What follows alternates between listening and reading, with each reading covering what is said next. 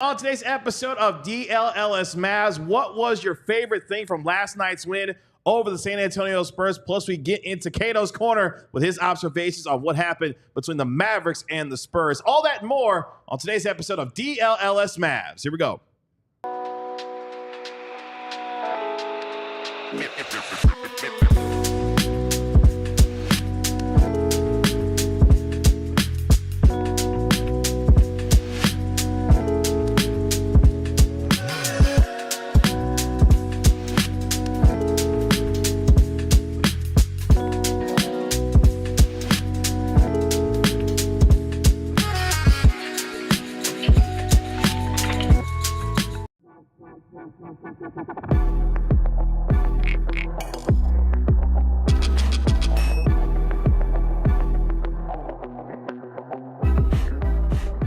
Hey, what's up, DLLS Mavs Nation? It's your man, Kevin Gray, alongside Mavericks beat writer Tim Cato, Mavericks analyst Bobby Carella. We are DLLS Mavs, your favorite guys covering your favorite team every single day. You can find me on X at Kevin Gray Sports, at Tim_Cato, at Bobby Carella. You can always dial up the Stein line for our National and Mavericks NBA insider, Mark Stein, at the Stein line. What was your favorite thing about the Mavericks win over the San Antonio Spurs? We'll get into Cato's Corner as well, his observations on what he saw between the Mavericks and the Spurs, particularly when it came to those role players, and so much more on this Friday episode of DLLS Mavs. A fantastic one it is, gentlemen, after the Mavericks got it done last night against the Spurs. What's going on? It's warm outside. You think that was the Mavs shooting? Oh, my God. In the third quarter? You know, it's sparking a heat wave. All I know is here he goes again. It's a Victory Friday. Does that mean it's time to crack one open? And hey, if you were watching the postgame last night, you saw me get mad about producer Tanner getting handed a cold one right after the game, and I got left out. Well, there's none of those in the office anymore, but we do have some handy-dandy unbranded sparkling water. No, very nice. I'm enjoying one on set today. That unbranded brand would like to sponsor us. That's true. Slide into my DMs. Slide into Tim's DMs. Tanner, you have your clip for today. There you go. Let us know what your favorite thing was about last night's game as the Mavericks win 120-109 over the San Antonio Spurs. We'll read some of those throughout the chat throughout the course of our show today. Mavericks get back on the floor tomorrow when they take on the Phoenix Suns. Our pregame show will begin at 8:15, so make sure you mark your calendars. Tip off at 9 p.m. tomorrow night between the Mavericks and the Suns. But more to talk about before we get to tomorrow night, including what we saw on the floor last night, as the vibes are still immaculate, Jalen Brunson, around here, because the Mavericks found a way to knock down 19 three-pointers in the win, heating up especially in that third and fourth quarter.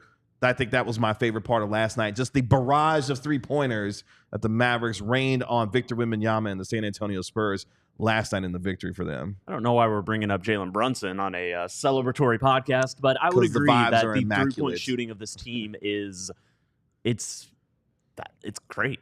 Like, this team can just run away with a victory. Like, my big overarching takes on this game are we didn't really learn anything about the Mavericks, not in a bad way. Just they out-talented the Spurs. The Spurs are not a very good team, especially without Vassell out there. That's not a very good team at all. And Dallas did what they're supposed to do. I thought Dallas wasn't as good as they could be. And sometimes you hear that in a bad way. To me, I saw it in a very good way. Like, this team played about, 60 or 70% of what I think they're capable of. And that's what the players were saying after the game as well. And so they only played about 60% of the game. That's true. Sincerely. First half, they were just like, Yeah, but like, that's a mark of optimism. Because there is more from this team to be able to go out there and do against a better team. That's what I'm looking for against Phoenix. Like, that's a team that you can't just go 60%. You got to play at least 80% of the game against Phoenix. And I think this team is capable of that. And so when you look at a game that was exciting, for Mavericks fans, that was fairly decisive in the end, where the talent just very clearly shined, very clearly shined for Dallas. When their stars took over in the third quarter and pulled away from that game, more or less, San Antonio got a little bit close there, but Dallas finished it off in the fourth quarter. I think it's a great way to start because there's plenty more that the team can build on in a really positive direction. Yeah, this is what happens whenever you get Klay Thompson. So we know Luka. I mean, he led the league in scoring last year. He almost did the year before. He can go off for 20 points in a quarter anytime. Kyrieirving, we saw him go off for 20 points in a quarter numerous times throughout the playoff run, and he's done it all throughout his career too. Well, now they have another guy that can do that. Now, Klay did not have a 20-point quarter last night. He had 22 points for the game. But in the third quarter, he had 8 points on 3 shots. How about the second quarter? He had... I'm going to skip over his second quarter because that doesn't fit my agenda. The first quarter, though, I mean, so, like, that's just what he can do. All it takes is he sees one ball go through the net, and he can get hot. And, you know, he and the team started pretty cold. They were 8 of 27 in the first quarter. And then they made almost 27 threes in the third quarter. Again, just one shot goes in. 2 shots go in, and now it is just floodgates are open from there. Yeah, and that it has this effect. He has that effect. He makes one shot, the defense has to react. Well, now Kyrie's making one shot. Now the defense has to react to him. Now Luka's getting going. Now the defense got to react to him. So Luka and Kyrie are great. We know that, but like now the Mavs have a third guy that imposes and instills that same level of fear, intimidation, overreaction into the defense, and you know, that's what can happen whenever all 3 guys get it going at the same time. And I have here in my notes, this was early in the second quarter. You know, I wrote Dallas isn't generating good looks, and I'm here, you know, watching the game. I'm trying to figure out in my head, do I feel like it's the shot selection? Do I feel like they're just not executing, or is it something to the offense? I thought it was a little bit of everything. I thought the offense looked clunky in a few moments. Some of the triangle stuff they ran was, you know, just not quite, you know, it wasn't immediately generating easy shots. Like the team looked a little bit hesitant. But for the most part, I think the one that I was coming most to was execution. Like they were getting some shots I expected them to make. And also they were not getting the execution of superstars doing superstar things for a lot of the first quarter and even into the second quarter.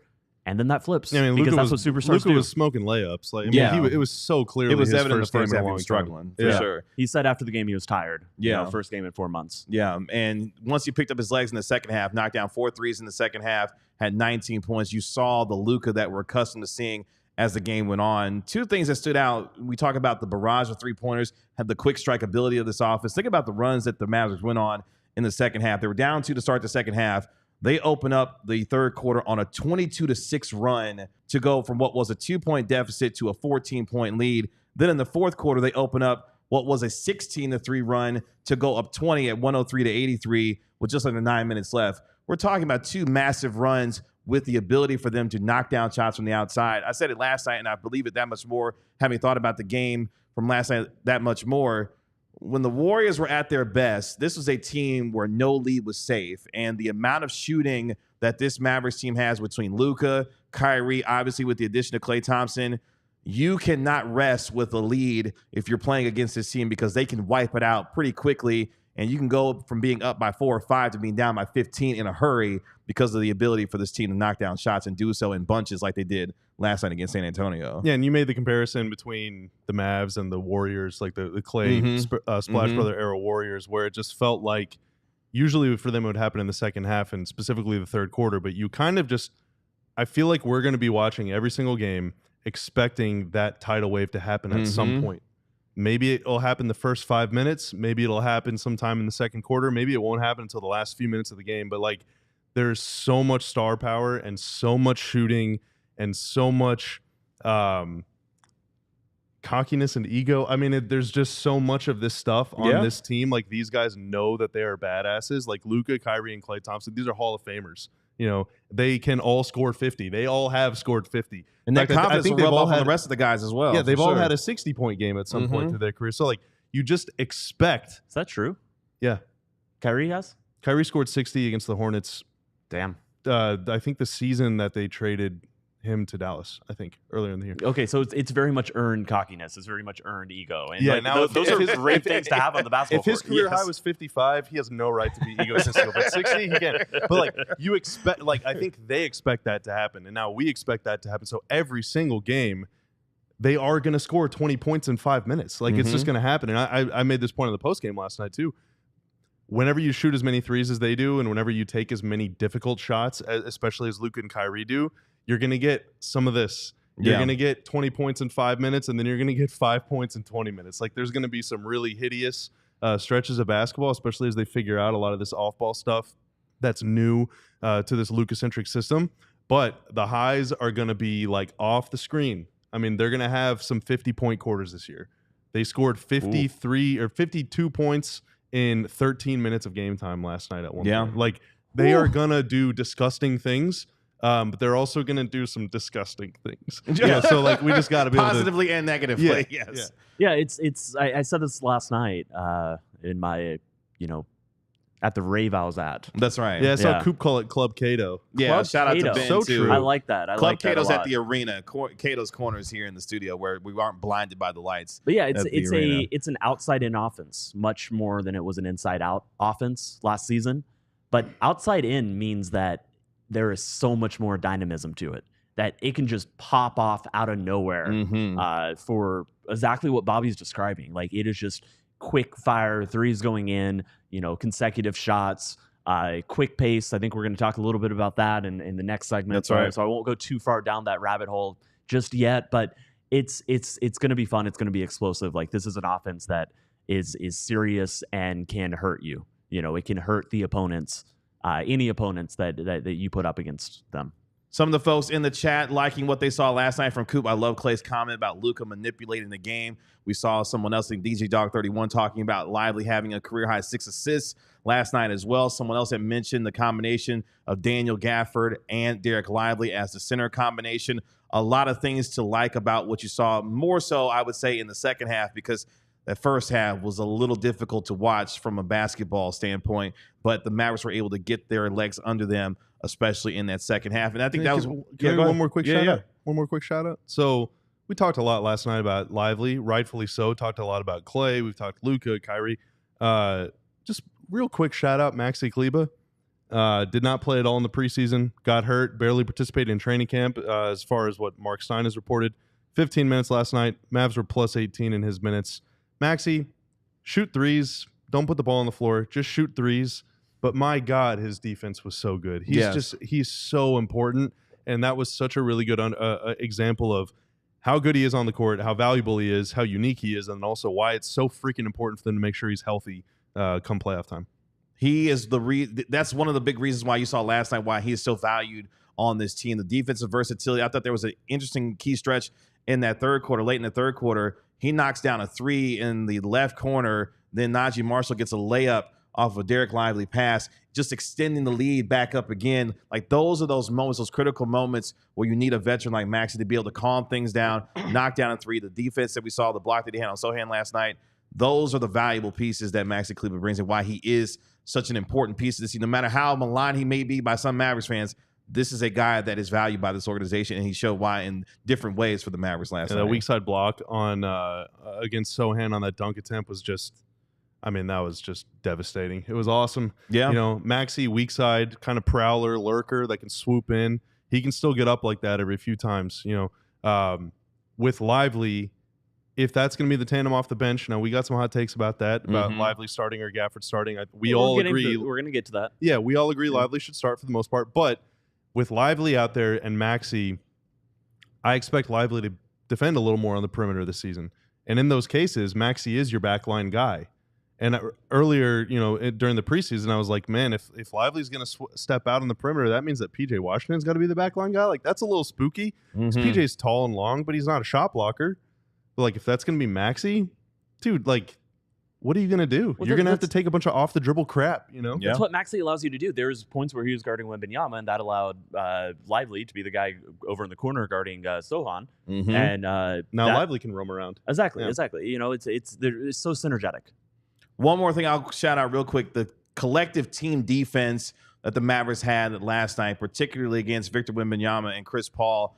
They went a combined 6 of 24 last night for what was 20 points, and they were a combined negative 41 were Chris Paul and Victor Wembanyama. The collective team defense, we saw a lot of switching. Obviously, Bobby made the point, I thought it was a terrific one last night, about, guarding Wembanyama one-on-one, not sending extra help to take on Wembanyama. I thought the collective team defense of the Mavericks was really good and how they were able to stop Chris Paul and Victor Wembanyama last night as the Mavericks win 120-109.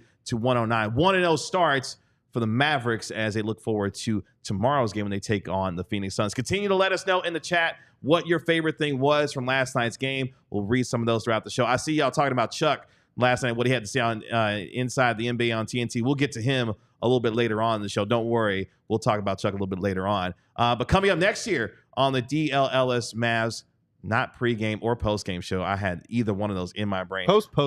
Oh, yes, on the podcast, we are going to talk a little bit about, I don't know what we're talking about. No, Bobby's got stuff he's got to talk about. That's right. Including some of his observations from last night, including this one when it came to the Mavericks pace. We'll talk about all that next year on the DLLS Mavs podcast. Pace is good, but what about taking it slow? What about making a lasting impression, Kevin? That's where Blue Chew comes in. Blue Chew helps boost your confidence in the bedroom so you can stay hard and perform at your very best, whether it's early in the shot clock or late in the fourth quarter. Blue Chew is an online service that delivers the same active ingredients as Viagra, Cialis, and Levitra, but at a fraction of the cost and in a chewable form. The process is simple. Go to bluechew.com, consult with one of their licensed medical providers, and once you're approved, you'll receive your prescription within days. The best part is all done online. You don't got to go to a doctor's office. You don't got to meet a stranger face-to-face, or it might feel really uncomfortable to talk about this sort of thing. No, it's all over the phone. It's all online, and you can take them anytime, day or night. You can skip the line at the pharmacy. It's all good, man. Just plan ahead and be ready whenever an opportunity arises.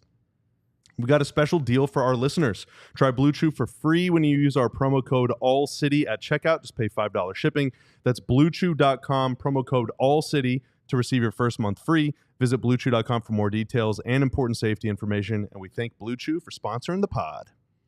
Let me talk to you a little bit about Sleeper. I got ball knowers on set with me, of course, with Bobby and Tim, and our guy Tanner as well. But I'm also calling all the other ball knowers as well for Sleeper. The Sleeper app, you know, for hosting the best fantasy football leagues in the game, now allows you to put your knowledge to the test in every game by picking whether your favorite or least favorite players will have more or less than their projected stats each week. Cowboys back on the field when they take on the San Francisco 49ers on Sunday Night Football. I'm going to take Dak Prescott to have over 200 yards passing. I'm going to take CeeDee Lamb to have over 60 yards receiving. They're going to need both of them to show out against San Francisco and that tough defense led by Fred Warner. I'm taking Dak and CeeDee to have big games on Sunday night. If you think you have what it takes like we do, download the Sleeper app and use code DLLS Mavs to get up to a $100 match on your first deposit. Terms and conditions do apply. See Sleeper's terms of use for details. Currently operational in 25 states. Check out Sleeper today.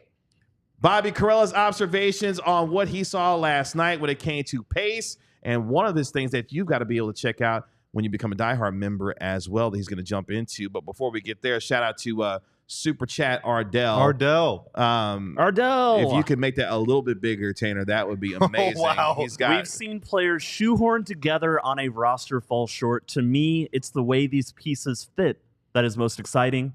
Complimentary ball, y'all.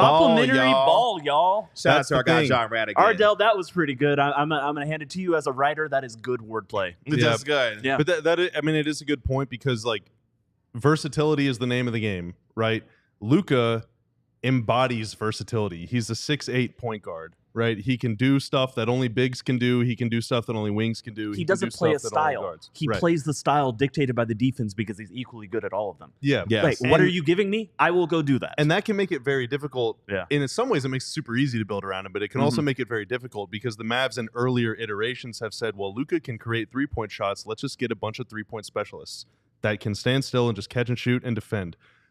That's cool, but what if it stops working? Now what? What if teams decide, oh, you have a bunch of good stand-still shooters, so we're going to stay home to them. Yes. And so all of a sudden, we're asking Luka to score all of the points, and then you don't have players who can supplement him. That's a really good point. I hadn't thought about it that way before. So you gotta find guys that can. That's what makes Najee Marshall so interesting. We'll talk about him later. Is that he can do the catch and shoot thing, but he can also be your point guard.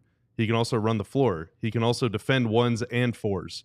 PJ Washington was defending Wemby. You know, it's like the more versatility you have, the better, because Luka can play in so many ways. So why not surround him with players that can also play in so many ways? That's amazing to have that kind of player that can play different styles and adapt to any type of teammate that you put around him, and he'd be able to make it work. Shout out to Super Chat Ardell for the $5.29 Super Chat here on DLLS Mavs. There was one way they played, though, Kevin, that I had 5 sets of eyes on last night. I'm going to let you get into that right now. That's playing fast. Fast. Right. Pace. Let's bust out the Kyrieillustrator, Let's Tanner. go. Kyrieillustrator time on DLLS Mavs. I spent a little time in Photoshop this morning. So here you go. If you're listening to this pod on Spotify or iTunes, I challenge you. No, I beg you to go to the YouTube channel and check out the video of this. But the Mavs have made it a point over the last year plus to push the ball. Just get the ball up the floor. Now, oftentimes that means, well, let's get a fast break dunk because those are fun and those are good and dunks are awesome. And everyone knows, if you know me, I love dunks. But sometimes just getting the ball up the floor with intent is enough to create an advantage. So in this first example, Jeremy Sohan attempted a shot. He missed the shot or went for the rebound or whatever. He's on the ground. So now it is a 5-on-4. You have an advantage. Get the ball up the floor. So as we go to the next slide, it is 3 seconds into the possession. There's 21 seconds still on the shot clock, but all 5 Mavericks are on the correct side of midcourt. You got Daniel Gafford running a bit of a go route. You got PJ Washington running a little post corner. He's heading down to the corner. And now Luka with the ball. Luka's centering the ball, so bringing the ball from the right side of the floor to the middle where he can pass it to anywhere. Kyrieirving is going to fill his lane on the right side of the floor. So creating space, creating running lanes, creating driving lanes. This allows Luka to read the safety. No, go back. I'm sorry, Tanner. Tanner. This allows Luka to read the safety. In this case, it's Victor Wembanyama. What is Wemby going to do? Is he going to pick me up, which would leave either PJ Washington or Daniel Gafford open, or is he going to stay with Daniel Gafford? If Wemby stays with Daniel Gafford, is Harrison Barnes going to pick up PJ Washington, or is Harrison Barnes going to pick me up? Or are they both going to pick up Gafford? What the Mavs are doing is posing a challenge to the Spurs. They are giving the Spurs a problem to solve whenever the defense is not set. So as we go to the next slide. And again, I'd point out, and you circled the 21 on there. Yep. This is seconds. Yep. Like they're posed this question, and then you're going to see what's about to happen. This is happening in a blink of an eye. Yeah, 3 seconds. That's why. So it's not just a puzzle. It's like a timed puzzle. Yeah. You know, it's like the GeoGuessr guys who like do the 0.1 seconds. Have you seen those guys? Oh my god! Where they pop up, like the screen pops up for like 0.1 second, and they have to guess on it. It is instantaneous reaction type stuff. They're sprinting down the court. So easy to fail at it. They can't talk. They can't catch their breath. Like they have no way to communicate this stuff. So in this example, the Spurs actually defended it pretty well. Wemby stays with Gafford. Barnes stays with PJ. Nobody's open. But wait a minute. Jeremy Sohan was on the ground, right? So it's good that the Mavs have 5 players because the Spurs only have 4. And now from out of effing nowhere comes Klay Thompson trotting into a wide open 3 with 4 seconds, or just 1 second later. So 4 seconds into the possession. There's still 20 seconds, Tanner, on the shot clock as Luke is able to find Klay. And all of a sudden now it's a wide open 3. Now, had Harrison Barnes seen this play unfolding earlier, he could have left PJ to go get out on Klay. But then now PJ Washington is wide open in the corner. So this isn't like a scripted play. This isn't a fast break. It's just a matter of get the dang ball up the floor quick. Yeah. This example, the Spurs missed a shot and the Mavs pushed. Sometimes you can push off a make. But when you get the ball into the front court early, when you get the ball with intent into the front court, and when you have your teammates with you, when all the boys are coming to the party with you, you can make something happen. There was one more example of this that really stood out to me, and it's featuring your guy, the ball handler, Kevin, PJ Washington. Let's go. Make it happen. Let's pull up play number 2. So PJ Washington is bringing the ball up the floor. This is with 20 seconds left on the shot clock.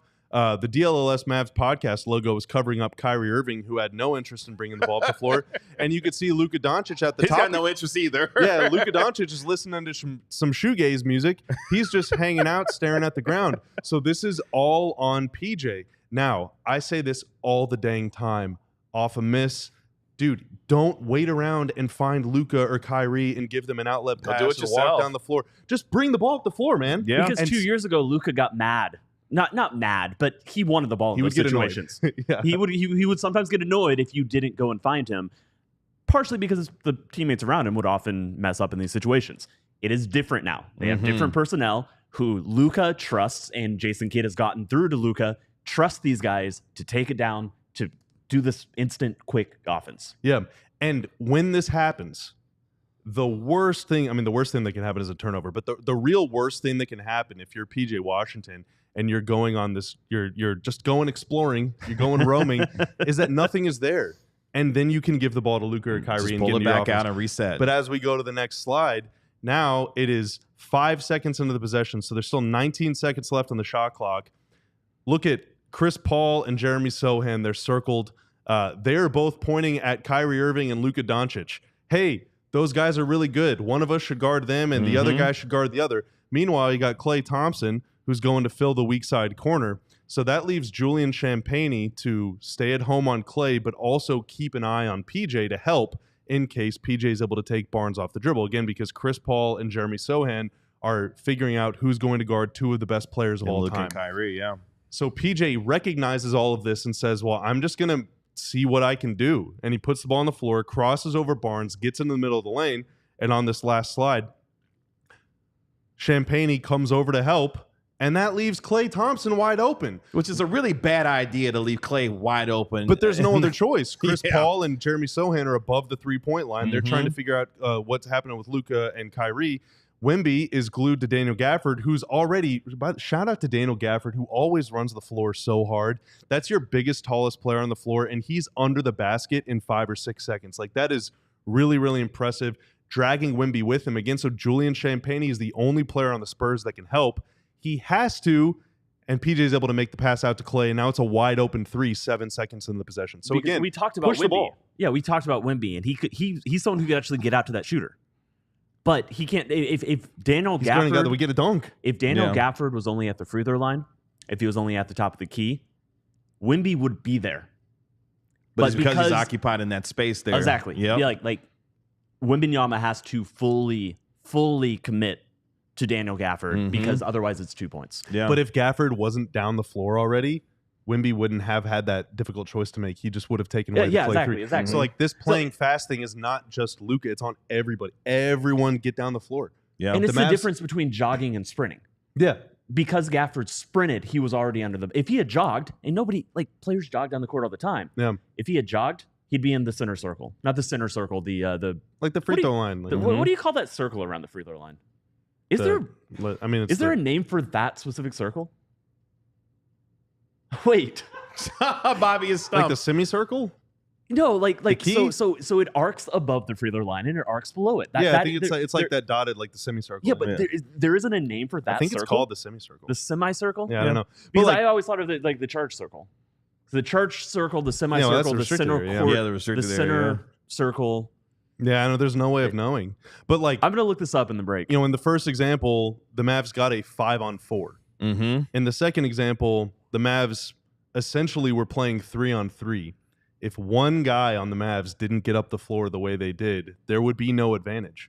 But because they did all get up the floor so quickly, they were able to create just a little tiny advantage 5 seconds into the possession, and they're able to get a great shot within the first 8 or 10 seconds. Like, if you can do that all the time, then all of a sudden you're training the opponents, man, I better get my butt back on defense, which means no one's ever going to crash the offensive glass, which means, like, all of this can seep into every other aspect of the game and just make everything so much easier for you. By the way, that second play that you showed, that was the beginning of the third quarter where the Mavericks went on what was a lot of Zoom time going on around here.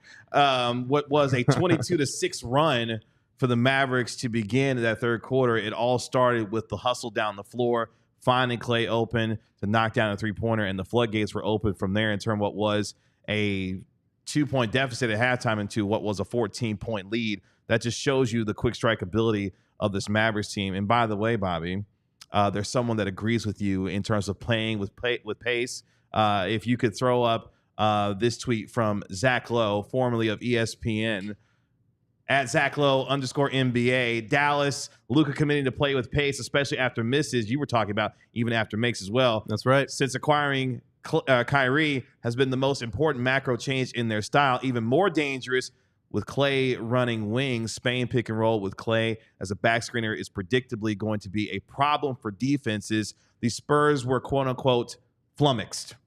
Yeah, that's the notion right. of dealing with that. And they really were. And again, to the outside in, inside out thing, a lot of the times when Dallas was running the floor last season, it would turn into a Derrick Jones Jr. dunk. And it would come at an angle that doesn't seem possible that you could throw a lob pass. Like Luka was throwing lob passes when he threw a lob pass at one point to Derrick Jones when Derrick Jones was still behind the three-point line. It's just a changing, that pace is still there, but the type of shots you're getting out of it is changing to Klay. Instead of him throwing a lob pass to Klay when he's behind the three-point line, you just throw it to Klay, who's behind the three-point line, who's going to shoot a three. Yeah, which arguably, and this is one of the only players you can say this about, that might actually have more point per shot than a Derrick Jones dunk. Yeah, I mean, Kyrie transition threes too. I mean, the Mavs had 23 fast break points, and I think they only had 1 or 2 fast break dunks. Real quickly, sure. Long live organic comments. Come on, bro, stop with the slideshow. Use clips. I don't care that it's illegal. Well, I don't like getting yelled at, first off. But secondly, long live organic. If you want to see video clips, become a diehard. Because I used some video clips in my 3 takeaways from the game article. They're not slideshows. It is it's a proper clip, buddy. So become a diehard. You can get more video analysis. Or long live organic. You could buy YouTube and make it legal for us. Ooh. Do you want to acquire Google? I think I have a discount code I can send you. Oh, wow. DLLS 10. Yeah, you're right. 10% off YouTube. Off, yeah, all $1 billion. Please do this. We would love to play video. Okay. That was good, Tim. We're gonna read ads. I appreciate it. We will hear it in just a second. But I got to tease what's coming up next here on the DLLS Mavs podcast. We jump into Cato's corner, his observations from last night's game, particularly when it comes to these role players that had an impact on the Mavericks' win over the San Antonio Spurs. All that and more coming up next here on the DLLS Mavs podcast. I don't have any tickets to upcoming shows currently in my possession, and that's a problem. I always like to have some event that I'm working towards, some event in the future that I can look forward to, that I can have circled on a calendar. So I think it's time for me to go take a visit to Game Time, because Game Time is the right place to find tickets for anything that you want to see.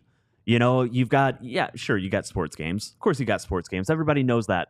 But you got concerts, you've got comedy shows, you've got everything that you can desire to witness in the world on Game Time. Almost everything. I don't want to say everything. That's a big word. But they have Game Time picks. It can filter through the fluff to show you only incredible deals on great seats, so you don't have to waste time searching through thousands of tickets. Take the guesswork out of buying tickets with Game Time. Download the Game Time app, create an account, and use code DLLS for $20 off your first purchase. Terms do apply. But again, create an account and redeem code DLLS for $20 off. Download Game Time today. What time is it? Game time. And before you go to that game, courtesy of Game Time, you got to get ready with Z-Biotics. I have to tell you about this game-changing product I use the night before out with drinks. It's called pre-alcohol. Z-Biotics pre-alcohol probiotic drink is the world's first genetically engineered probiotic. It was invented by PhD scientists to tackle rough mornings after drinking. Here's how it works. When you drink, alcohol gets converted into a toxic byproduct in the gut. It's this byproduct, not dehydration, that's to blame for your rough next day. Pre-alcohol produces an enzyme to break down this byproduct down. Just remember to make Z-Biotics your first drink of the night. Drink responsibly, and you'll feel your best tomorrow. Every time I have pre-alcohol before drinks, I'm able to feel better the next day. I'm able to get up, go run those errands, be able to hang out with the family, and do everything that I need to do after having my Z-Biotics. I kept hearing about pre-alcohol and wondered what it was actually like. Now that I've tried it, I definitely believe the hype. And with their GMO technology, they will release different products that help address toxic byproducts of modern living in the gut. Go to zbiotics.com and insert code DLLS Mavs to learn more and get 15% off your first order when you use code DLLS Mavs at checkout. Z-Biotics is back with a 100% money-back guarantee. So if you're unsatisfied for any reason, they'll refund your money. No questions asked. Check out Z-Biotics today. Let's get into Cato's corner. Tim Cato with his observations from last night's game between the Mavericks and the Spurs as the Mavericks get off to a 1-0 start after knocking down 19 threes to take out Victor Wembanyama and San Antonio, and would have focused him on the role players who had a critical role and impact on the game last night. Role players having a role. How about that? I think we just discovered how the term got invented. I think we did. We're just solving world's problems. Let me just take this away a little bit, and I just wanted to walk through and list some observations, some quick, some small, some that are going to have a little bit of discussion. We already covered Maxey, but I co-signed what you said, Bobby, about Maxey. I thought that he was really effective in 15 minutes. I also think that 15 minutes is about what he's going to play a lot of nights. We know how injured he can be and how preserving his body for the stretched run of an entire regular season and then the playoffs is important. 15 minutes. I think that's about right. Also co-sign the fact that, dude, just shoot a couple more threes. There is at least twice in my notes I wrote down, Maxey, shoot the blanking three.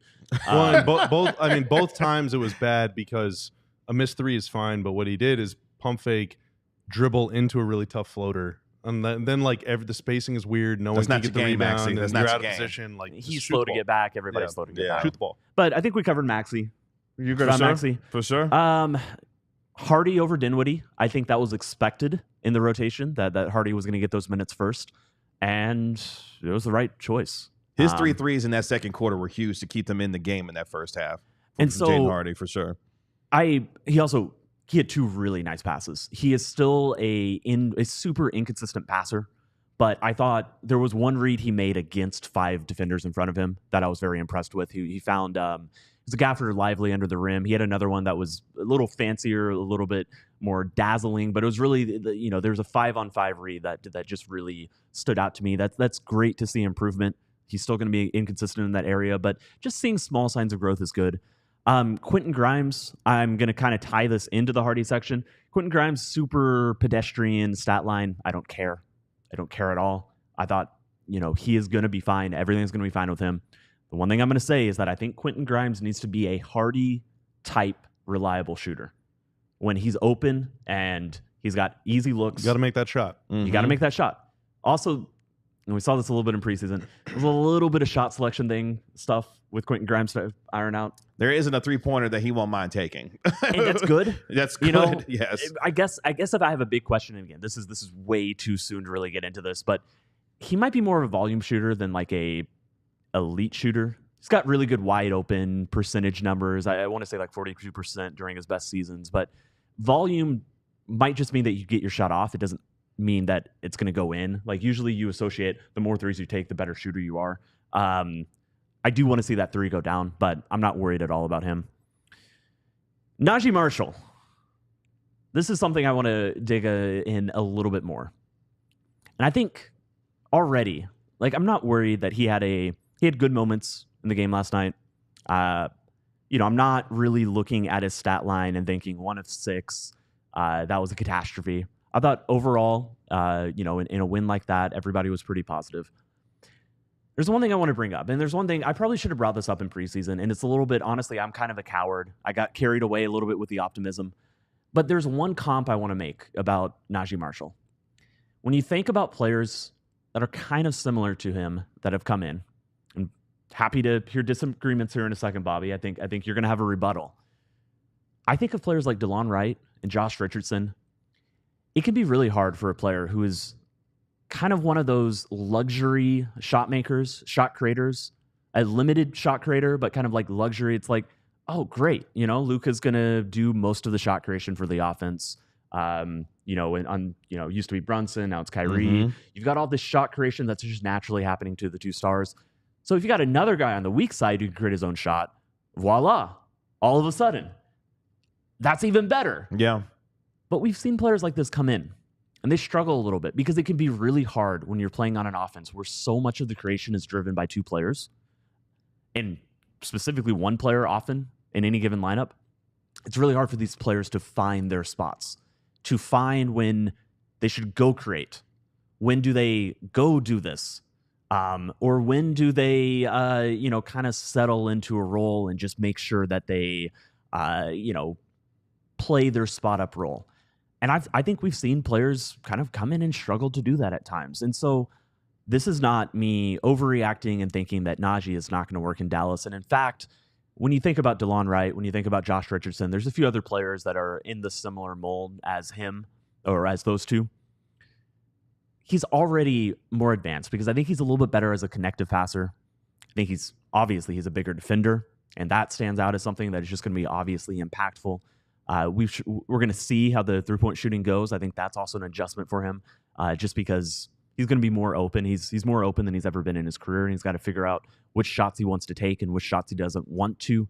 But all I want to point out here is that there may be a learning curve, and I'm confident that Najee can figure that out if you give him some time. But we have seen players come in, and they need some time just because it is so different and so it's just so different than almost any other team in the league to play next to Luka when you know you can create your own shot, but you can't create it as well as him.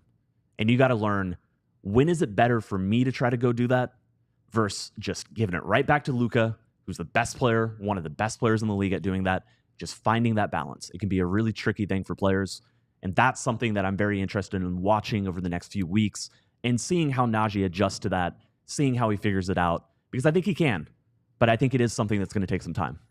I think the big reason that DeLon didn't work out in Dallas is there was just like this sort of kind of like aimlessness that he had whenever he had the ball. Like, what are you trying to do? Like, he didn't feel like he had a plan to do anything. Yeah, like where are you going? You know, and that can be a tough thing to find if you're more of like, if you also are a player that plays at Luka's pace, like DeLon and Josh Richardson are not quick.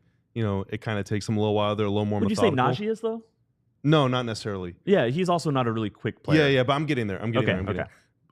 DeLon and Josh spent a lot of their time in Dallas playing with Luka. I guess DeLon didn't spend a lot of time playing in Dallas as part of the issue, but like whenever DeLon and Josh were on the floor, they were playing alongside Luka, where you have to be quick. Like, you got to make quick decisions with the ball. You know, you don't want to pound the air out of it. Luka's going to get over you. He was playing very slow back then. Now you have 2 seconds to shoot. Oh my God. And like, okay, I'm not going to give you the ball anymore. I think Najee is sort of similar to that, but I think that he, unlike DeLon and unlike Richardson, has the luxury of playing with Kyrie. And Kyrie is definitely like a get off the ball early guy and then go move around a little bit. And Najee can kind of be that, in addition to Lively, and they had a nice little connection, Kevin, that you mentioned, or Tim, one of y'all mentioned, maybe both of you mentioned it, but you know, you can give it to Najee and then, hey, I'm Kyrie, I'm going to go run off a screen, I'm going to go cut, I'm going to go try and post up this guy and then give it back to me. Whereas Luka isn't really going to get off the ball very often. So it wouldn't surprise me if, as the season unfolds, if Najee's better or like seemingly visually more effective, more productive or whatever playing with Kyrie than he's playing with Luka. I mean, it kind of goes back to your point about the quicker tempo. DeLon and Josh Richardson were also playing in an offense that really only started at like 16 on the shot clock. Yeah. Because that's when Luka really got things going. And so for them to go try to create something, it's probably coming at 7 or 8 seconds on the shot clock, at 5 seconds on the shot clock. It's way easier. Rarely did they ever get the ball with any sort of advantage. Like it was like, oh, I'm being double teamed. Right. I can't find the open guy, so I'm just going to swing it to you over here, and you're now 1-on-1. So as a bailout option. If I'm Najee and I'm trying to figure out where do I pick my spots, I think early offense is an obvious place for that to happen. I think this team is a little bit better set up to allow that to happen. I think somebody like DeLon Wright would actually fit a lot better on this team than he would the teams that he was playing. 2019 DeLon Wright. I don't know. Well, yes. But he was a good player. And he was. I thought he was underused on that team. Yeah, and he was really good. He was part of the Memphis bench mob, right? And he was like a really good player off the bench for Memphis. I want to say that's when he came to Dallas, or maybe there's a stop in between. He came from Dallas, but he was somewhere else before that. I don't remember. Yeah. He was in Toronto. He was in Toronto, but yeah, he was like an analytics darling. He was somebody who I thought would really work on this team. Haralabob is a big fan of DeLon Wright.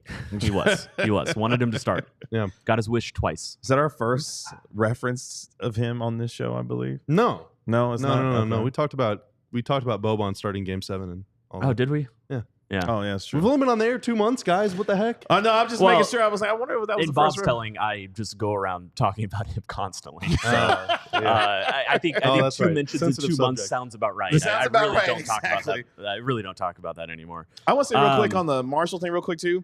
You know, the confidence that he will get in getting more comfortable with that second unit, especially playing alongside Kyrie Irving, I think that'll start to grow. He'll be able to pick his spots because we saw in training camp his ability to get downhill and be able to make some plays for himself and for others. You've talked about his passing. I think that'll start to come with the confidence that he'll have in that second unit with Kyrie there. And again, better passer, I have no clue. DeLon Wright especially was a good passer. Yeah. I thought he was a good passer. Josh Richardson certainly was a plus passer. I think Najee's passing can be really quick and instinctive, and I think that's a really good thing for this offense, especially how this team is set up. That alley-oop to beat the press was like, oh my God. Yeah, awesome. And throughout preseason, we saw like just really small stuff about understanding, like honestly, like soccer stuff, like back heels into a runner behind you because they have a lane. Just very soccer-styled actions.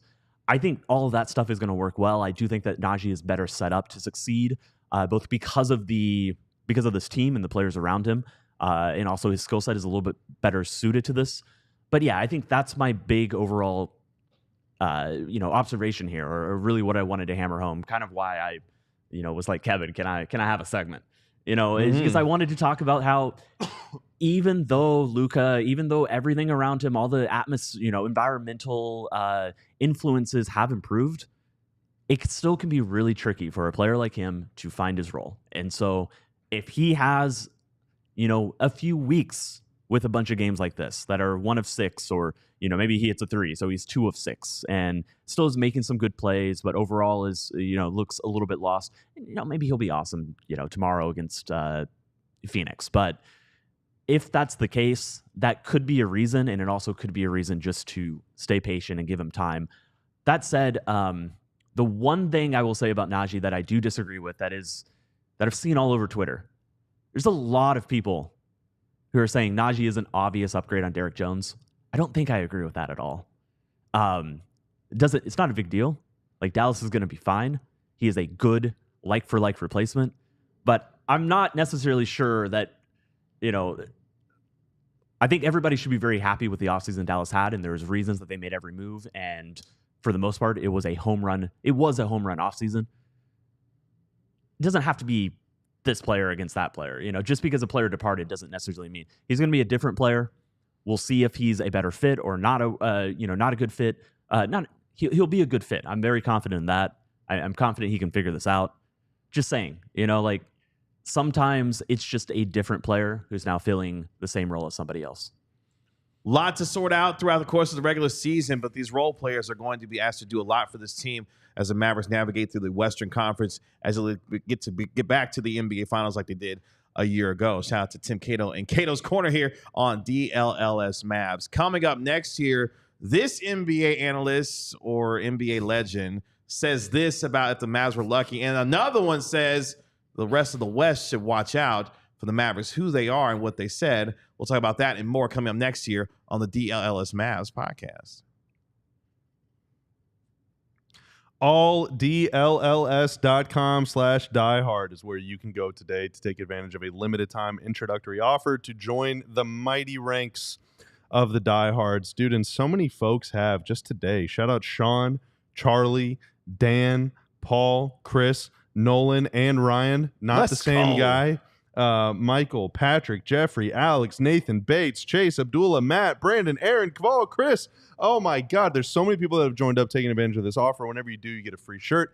You get to read all the content on alldlls.com, including a little bit of a feature, a little bit of reporting from Tim earlier today.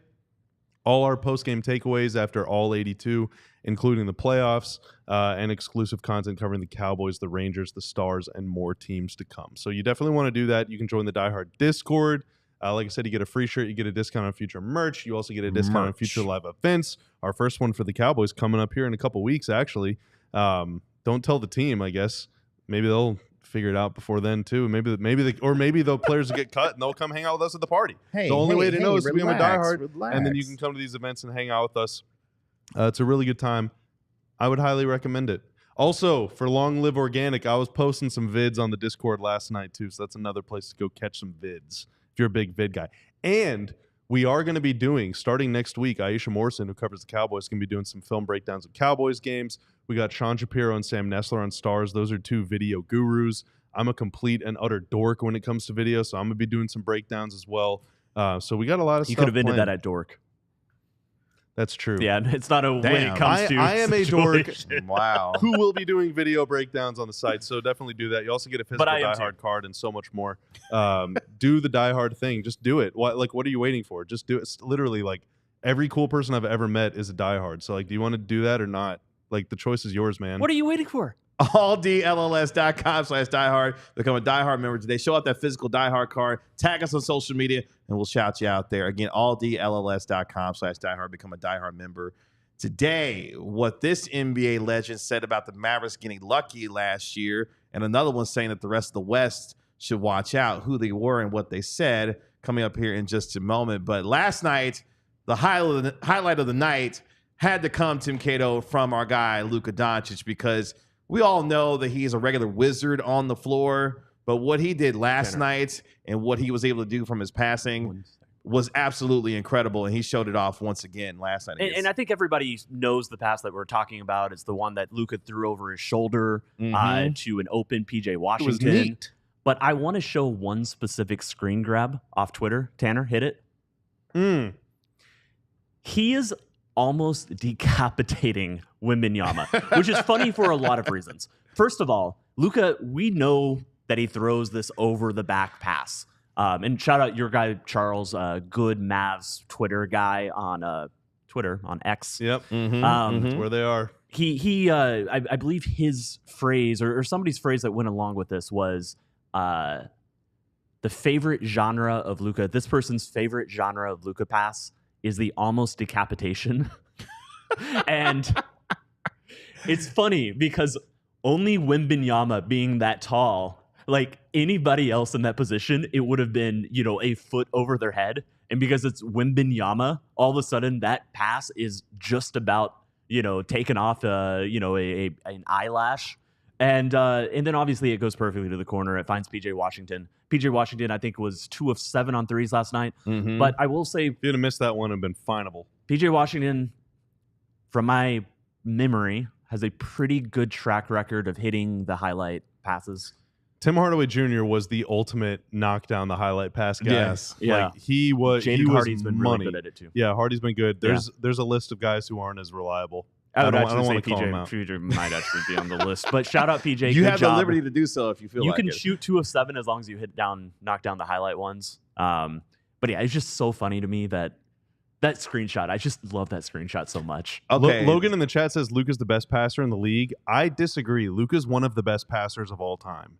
Like, he is definitely the best passer in the league right now. But like, that's I'm about to say you're not disagreeing. When I'm saying so you're I'm saying like that's like he's like taking them to another level. Yeah, that's too low. Like, that's almost like an insult. Like, Luka is one of the best passers. If not, I'll say it. If not the best passer of all time. So a couple things on that pass, by the way.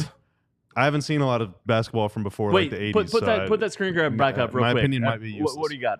Yeah, because 2 things on that play. Go ahead and throw that back up there. So number one, as Luka is getting ready to make this pass, you could see him locate PJ Washington as he's getting ready to make this pass. And it was just a subtle look in the corner to locate him there before he makes it. But the other part of this play too, so you see Victor Wembanyama's left arm and his right arm.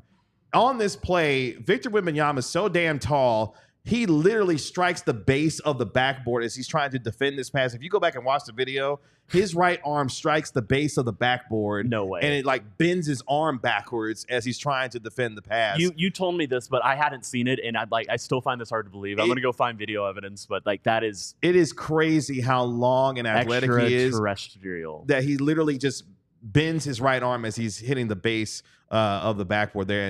And of course, Doncic makes a picture-perfect pass. One of my favorite moments from last night, watching the game with Bobby, he has this photo of Victor Wembanyama like laying on the floor, and his leg is like sticking out. It's like halfway across the 3-point line. It's really weird looking. It's really weird looking. But yeah, that was, if you go back and watch that video, just watch Victor Wembanyama. He started to defend that pass. He literally hits his arm on the base of the backboard. Just freakish stuff. But Luka Doncic is a damn wizard. Okay, so freakish athletes. Can we get some freakish opinions up in this? Okay, so which legend do you want to start with? Which legend do you want to start with? The one that didn't win a title in his career, or the one that won multiple titles in his career? Which one do you want? Obviously the one without titles. Cue up inside the NBA's Charles Barkley on what he had to say about the Mavericks getting lucky a season ago, Chuck. Chuckster, granted, it's one game. It's one game with 22 points and a win over the San Antonio Spurs. But you said in the pregame show you didn't think he'd have much of an impact on this team. As far as getting to the next level, I think they're middle of the road team in the Western Conference. Really? Yeah. They went to the finals last year. I think they got lucky last year because of matchups. Because of matchups. Okay. Everything worked out perfect for them. But this year, I think Phoenix is better. New Orleans is going to be better. The Lakers are going to be solid. Memphis is going to be good. I think Dallas is a bottom of the West 6, 7, 8 seed. Really? 6, 7, 8. They were a 5 seed last year. Are they going to be there somewhere around there again this year? Well, 5 is not 6, 7, 8. Yeah, well, they're going to be 6, 7, or 8. Shout out to Ernie Johnson for being the voice of reason. Like, hey, Chuck, the Mavericks were a 5 seed last year, but Bobby, I know you're ready to cook because I think the Mavericks, if I remember correctly, gentlemen, beat a 1, a 3, and a 4 seed on the way to the NBA Finals last year. I don't know if I'm ready to cook, but I mean, yeah, they beat 350 win teams on route to the finals. So that to me is kind of the opposite of the matchups working out perfectly because no team ever has to play 350 win. I think only 2 or 3 other teams ever have beaten 50 win teams all the way to go to the finals. Like it's very rare, very hard to do. So I would say that it was actually super hard. Also, funnily enough, the Mavs' matchup against the Clippers was better whenever Kawhi was out. That's true. So like it was better for the Clippers. I mean, like it was actually worse for them whenever their best players played in that series. The argument, Chuck's very television network was anointing Anthony Edwards like the next Jesus Christ himself going into that series, and the Mavs pulverized those guys. So I don't know. I mean, I don't know, whatever. The argument you would make is that what if Kawhi was actually fully healthy? But again, then the Mavs would have also beaten them in 6 games. Guys, that's right. Inside the NBA doesn't watch the games. But they don't watch them. But he wasn't even really talking about they do watch the playoff games though.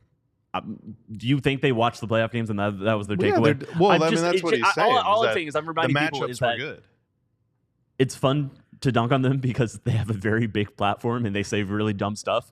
But they've been saying really dumb stuff for 2 decades now. And so if you're looking for a high quality, good basketball takes, I promise you, Inside the NBA is not the place you're going to find them. We have a very, very, very, very, very, very, very long track record of it just not being the most up-to-date, smart takes from especially people like Chuck and Shaq. And quite frankly, I think Chuck and Shaq are proud of that. And if you really gave them some truth serum, they would admit the same thing. No, I will say that going back to the Mavs 2011 run, for example, everybody adds the list of Dirk beat KD, Westbrook, and Harden on the way to the final. Well, all those guys were 21, so yeah, he beat them, but kinda. He didn't really beat Kevin Durant. He beat young Kevin Durant. Yeah, right. There's a difference. LeBron hadn't even gone to therapy yet to work through his trauma from JJ Barea. It's kind of like it was a JJ Barea joke. No, I know. Maybe I should have made it a therapy joke, but the JJ Barea joke was funny. Whenever the Clippers beat Luka in the bubble, Luka was 21 or whatever. It's okay. I mean, yeah, sure. They're good. They're really good, but it's not the same as beating Kevin Durant when he was 30, or 27 a fully or formed Kevin Durant. Yeah. So in the Mavs case last year, they beat the Thunder. And the Thunder are so many of those guys are gonna make All-Star teams, but none of them had yet, except for Shea. And then you play the Wolves, and sure, Anthony Edwards is going to be really, really, really, really good. Reggie Miller, just trust me, he's gonna be really good. But he's not there yet. He's really good, but he's not as good as he will be one day. So there is this sort of okay, well, let's not sort of lionize this run or anything and enshrine him into one of the best finals runs in history or whatever. Because of the names you beat whenever those names weren't who they will one day become. If the Mavs beat the Thunder and the Wolves, take away the Clippers, replace them with literally anybody else. But if they beat the Thunder and the Wolves again this year or next year or the year after, then that to me will be way more impressive than beating them last year. But that in no way undermines what they did. What they did was incredible and incredibly difficult. It shouldn't diminish the run that they had as a 5 seed getting to the NBA they were Finals. On the road and every game won. Exactly. Is very, very difficult. Chuck, you're just dead wrong. So you're going to have to eat that L when it comes to this one. But Chuck. Yeah, this legend, though, knows a little something about winning championships, Chuck. That would be one Irvin Magic Johnson last night on X saying, quote, every team in the West should be worried about Dallas this season because the Mavs are built for the playoffs, end quote. You know, somebody tweets for him, right? There's a whole story that came out about that. I'm like 90. Damn it, I should have looked this up. But I'm pretty sure there's a story. You're saying Magic got a ghostwriter for his tweets? I mean, it's got to be the best job of all time because you just write a one sentence saying basketball things, basketball observation. But yeah, shout out Magic. Shout out to Magic. Yeah. Magic knows something about winning championships. Thoughts on Magic. A lot of folks, a lot of Mavericks fans were loving what Magic had to say last night about the Mavs' ability to win. Oh, really? What is this? Matt Chat GPT. Wow. Okay. I mean, that kind of sounds like Magic. Stanomat? Is that the name, the handle? Shout out to him. Okay, well, that was close. Magic Johnson, and I quote him, "No, I have somebody write them out. I tell them what I want to say, and they write them." Also, he does have a ghostwriter for his takes. But it's not ghostwriting. It's not somebody actually creating these takes for him. Yeah. They are his takes. So I somebody just writes it for him. I thought it was actually somebody just like coming up with like the most bland, here is basketball. It is orange and round. When a shot goes in behind the 3-point line, it is worth 3 points. That is more than a 2-point shot, which happens closer to the rim. That's right, Magic. Yeah. But I love the Magic genre, Magic Johnson genre of tweet. And it's very obvious, like when it comes to him and his. It's a little obvious leaning, but if Magic's on your side, I mean, I like Magic Johnson. Yeah, I'll take Magic on my side. A lot of Mavericks fans were loving what Magic had to say last night after Mavericks got their first win of the season. Luka Magic Johnson. Is that anything? No. Luka Magic Johnson? No. Dang. Oh, there's the photo. Yeah, look at that. That doesn't even look real. Weird. That doesn't even look real. His foot is so high. Like his leg is so long. That's not forced perspective. That dude's legs are just super long. Like, look how much higher his foot is in the air than his head. Mean, if you're listening on the podcast, I encourage you to go back and watch the video. Yeah, this is like the worst audio segment ever. Yeah. I got to say, apologies. No, I read the tweet, and they heard it from Charles Barkley. You did. They'll get an idea. Yeah, this is a really that's like jarring. I kind of wish my legs were that long. I was like halfway through my beef and broccoli bowl, and I was like, Kevin, you got to see this. You did. Like, this is so weird. He's like, come look at this. I'm like, what is like going on? Dripping with soy sauce. So I'm trying to like, dude, look at Chipotle so in my mouth to try to get ready for the Can you believe this? Like, this is unreal, man. I can't believe that you eat broccoli. I eat vegetables all the time. It's time for us to go here on DLLS Mavs. We've had a lot of fun on our show today. Thank you so much for tuning in last night. Had an incredible amount of y'all watching last night on the post-game show. Keep those vibes going for our pregame show tomorrow. That'll be at 8:15. Tip-off at 9 p.m. It's a late one, boys and girls. Why? As your Mavericks take on Kevin Durant in a couple weeks, Phoenix they got an Suns. 8:45 home game against the Pacers. It's not even on national Let's TV. not even talk about that right tortured. now. Let's get through tomorrow's game. Again, 8:15. Mark your calendar and your clock for the pregame show on DLLS Mavs. Post-game show 15 minutes after the final buzzer as the Mavericks take on the Suns. Our guy Mark Stein will be joining us in studio as well tomorrow, so you don't want to miss that. Again, 8:15 for our pregame show here on DLLS Mavs. For Bobby Carella, Tim Cato, I'm Kevin Gray. We're DLLS Mavs. We'll talk to you tomorrow here as the Mavericks get ready to take on the Phoenix Suns, and we'll talk to you on DLLS Sports. Y'all be good. Peace. We all silly like the mayor.